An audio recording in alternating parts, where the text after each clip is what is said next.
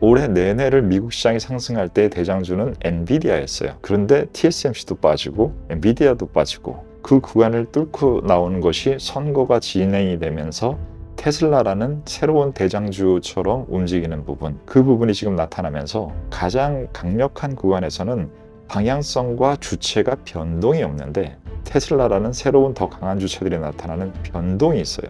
모든 강세장에는 사람들이 고민을 안 하고 희희낙낙거려야 계속 갑니다. 근데 고민을 시장이 한다는 것은 이것이 주춤주춤거리는 현상을 만들게 되는 거죠. 그 부분들이 지금 현재 나타나 있고,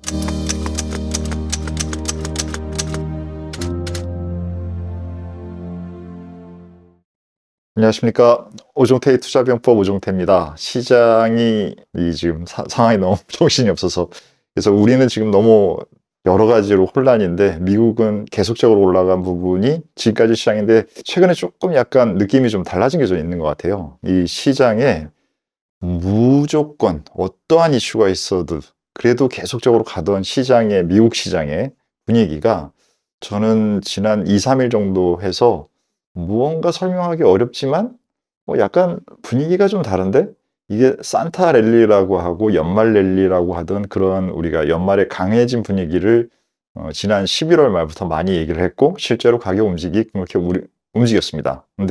그런데 2, 3일 전부터 무언가 약간의 불편한 느낌이 살짝 들기 시작하는데 미국 시장의 S&P의 움직임에 대해서 오래간만에 한번 다뤄보도록 하겠습니다.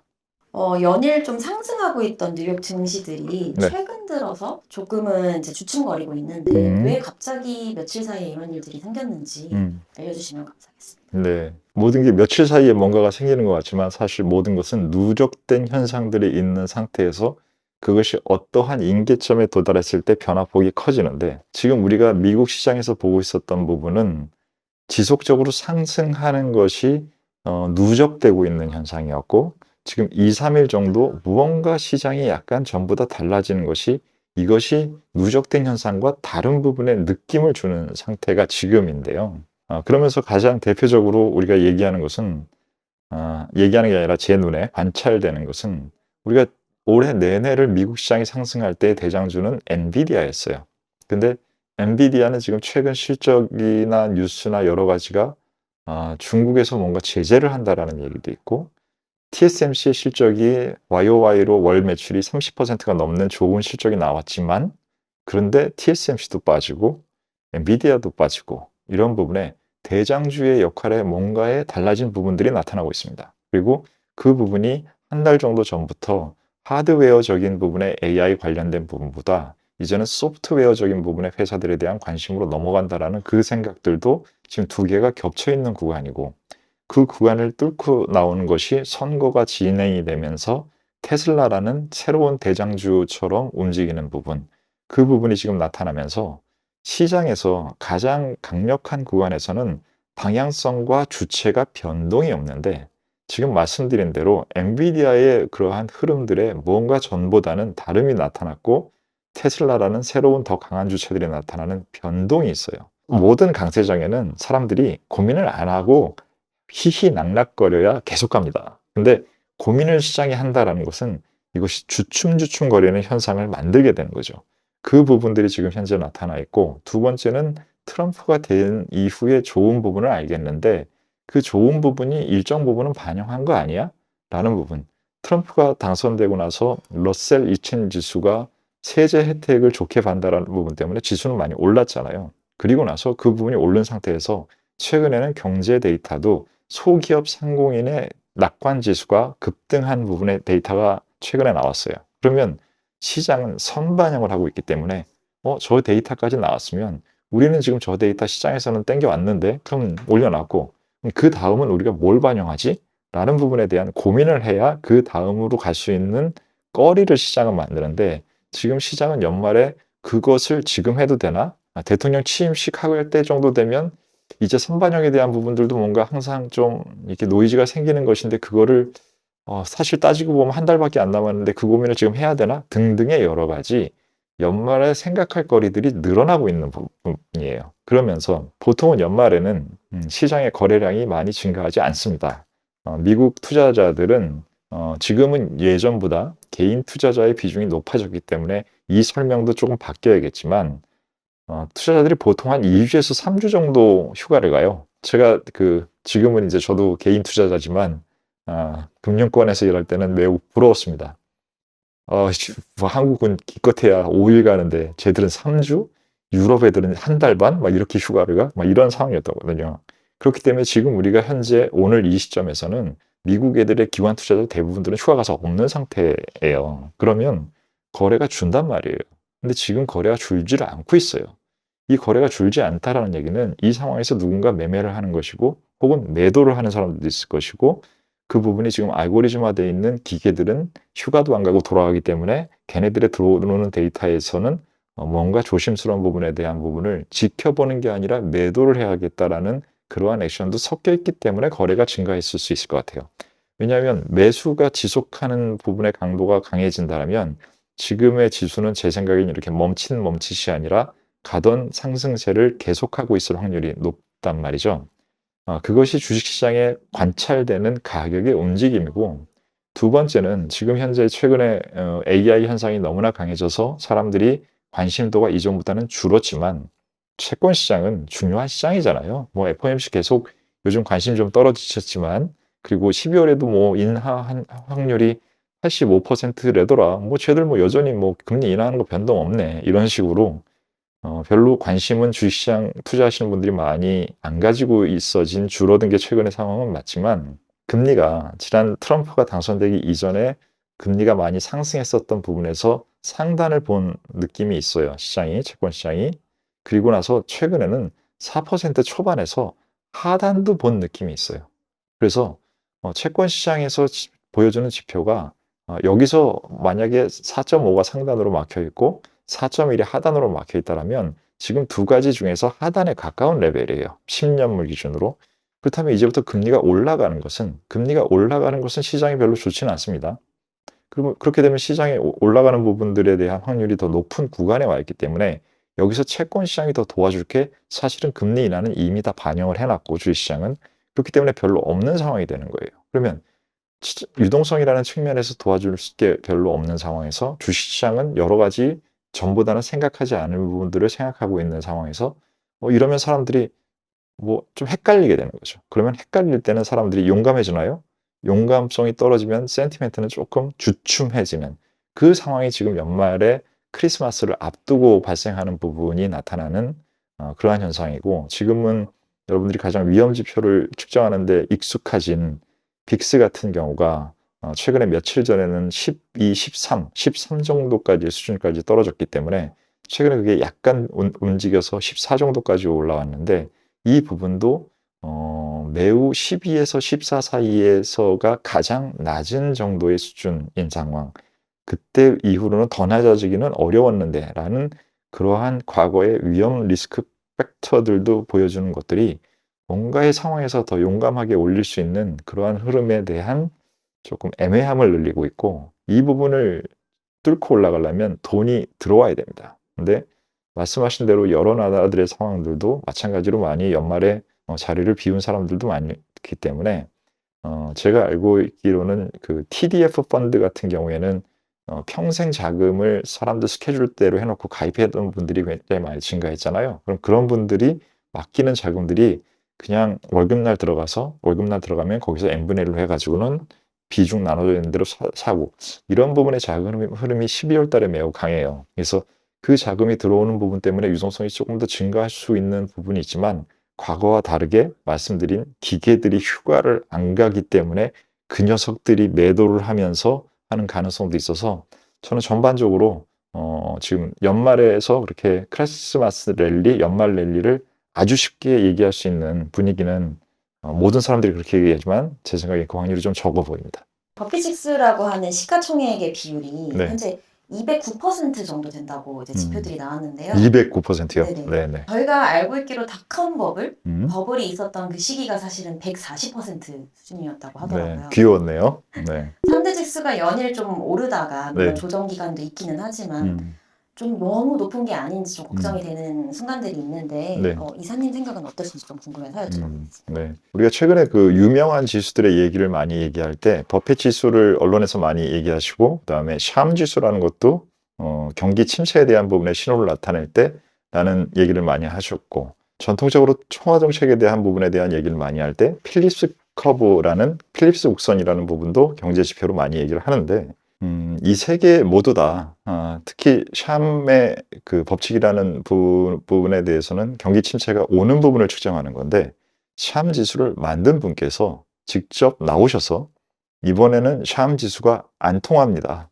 자기가 만들었지만 이거 쓰시면 안 돼요. 라고 얘기를 해서 유명세가 더 세지셨어요. 그 말은 무엇이냐면 기존에 그게 방식이든 법칙이든 법칙으로 만들어지기 전에 좀 약한 단계에 있는 것들도 분명히 있는데 샴은 그쪽에 들어가는 것일 텐데 이러한 부분에 과거에 만들어서 작동한다고 생각했고 우리가 쓰고 있던 지표들 중에서 안 작동하는 것들이 매우 많아요. 페드의 잭슨 홀 미팅 같은 경우에서도 이론적으로도 그 과정에서 과거의 방식들이 안 통한다라는 많은 것들이 필립스 곡선을 포함해서 여러 가지의 과거의 방식이 안 된다라는 것을 많이 이미 그 경제 정책을 다루는 핵심적인 사람, 그 경제 정책의 핵심적인 연구자들이 밝혀서 말하고 있어요. 버펫 지수라는 것을 많이 얘기하지만 이것은 우리 버펫 회장님께서 쓰시는 것이지 우리가 경제적으로 완성된 이론 자체도 아니고 방식이라고 할 수 있는 것이 가장 적합한 표현일 텐데 그 방식을 처음 만드셨을 때와 지금은 상황이 매우 많이 달라졌습니다. 미국의 GDP를 가지고 미국의 시가총액을 나눈다라는 개념인데 그것은 기본적으로 이것이 국가 단위의 경제 활동이 배리어가 중요한 세상에서는 그 부분이 중요하게 작동할 수 있었죠. 그리고 그 부분이 경기도 사이클적으로 움직이는 고점과 저점이라는 것이 교차되면서 움직이는 그러한 세상에서는 매우 적정하게 작용할 수 있는 방법이기 때문에 훌륭하신 버핏 회장님께서 만드셨었던 거죠. 하지만 그게 만들어진 이후에 지속적으로 사용되는 사이에서는 참 희한한 것은 언론은 제대로 작동하지 않아도 과거에 유명했던 그 당시의 기사들을 많이 참고해서 지금 현재에도 비슷하게 기사를 내는데 타이틀을 사용해요.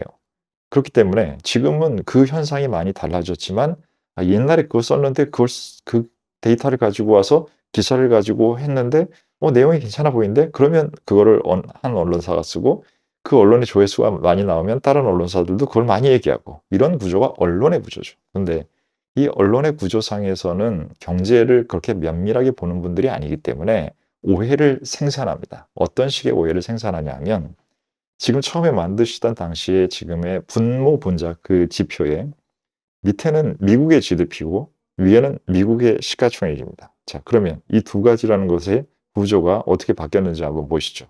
미국의 시가총액이라는 것은 두 가지의 큰 과거 한 10년 전 정도와 비교했을 때는 차이가 있습니다. 자, 미국의 시가총액이라는 것은 어떤 차이가 있을까요? 일단 지금 현재는 미국이라는 것은 전 세계에서 발생하지 않는 미국에서만 발생하고 있는 현상이 있습니다.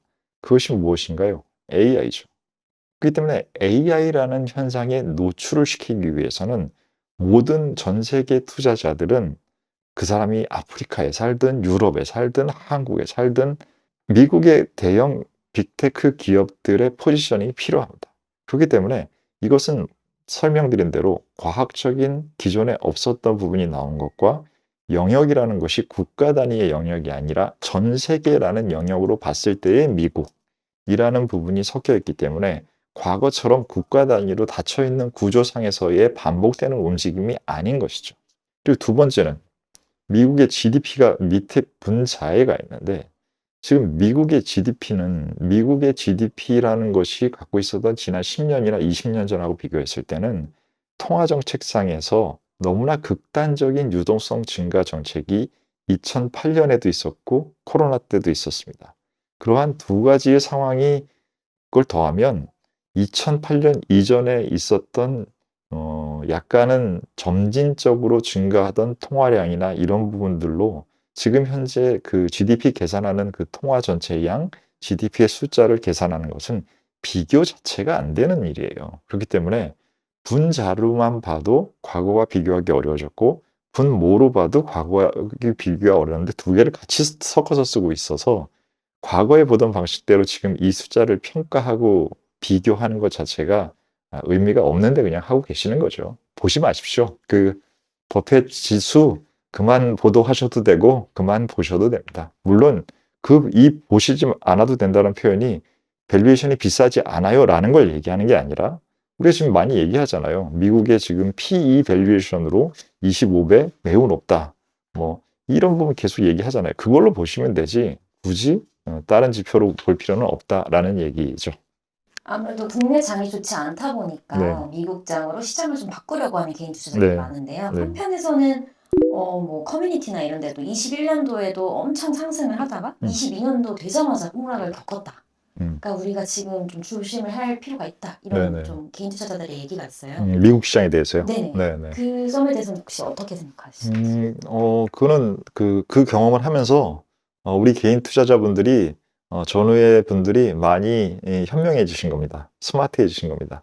그런 생각을 안 해야 그런 생각을 안 할 때 사고가 나요. 근데 지금 그런 생각을 하신다라는 것은 내가 경험했던 부분을 가지고 잘 반영을 해서 지금 현재를 더 판단하는데 더 잘 활용하는 재료를 쓰고 있는 그런 상황이신 거고요. 저는 그 부분은 매우 현명한 방식 중에 하나라고 생각합니다. 많은 얘기를 할 때 오늘 제가 설명드릴 때도 밸류에이션이 비싸고 안 싸고를 P/E로 주로 많이 얘기를 하는데 지금 P/B라는 기준, 그러니까 자산에 대한 부분을 시가총액으로 나눈 거죠. 이 P/B는 훨씬 더 보수적으로 움직입니다. 왜냐하면 자산이라는 건 쌓인 구간이 회사가 살아있는 내내를 가지고 얘기하는 거지 1년 단위로 얘기를 하는 것이 아니기 때문에 훨씬 더 변동성이 작은 지표인데 그래서 우리가 뭐 시장 지표를 얘기할 때도 지금 한국이 너무 빠져 있어서 0.85 정도 PB가 되고 그게 과거에 0.83이나 81에서 저점을 맞았다라는 부분으로 단단한 지표를 쓸 때도 이 지표를 쓰잖아요. 근데 지금 미국 같은 경우에 그 지표가 얼마인지 혹시 아십니까? 그 지표가 지금 현재 5.3 정도의 PB 시장을 가리키고 있어요. 이것은 지금 지난 IT 버블 때 1999년, 2000년 그 당시의 PB 수준과 같아진 수준입니다. 지금 많은 논리 중에는 무엇이 있냐면 IT 버블 때는 2000년대에는 기업들이 돈을 못 벌었다. 그렇기 때문에 P 밸류에이션이 그때는 너무 높았고 지금은 낮기 때문에 시장이 괜찮다라는 부분은 이익이라는 관점에서의 지금 훨씬 더 좋은 차별성을 얘기하는 것입니다. 그러면 그 부분에 대해서 저도 동의를 해요.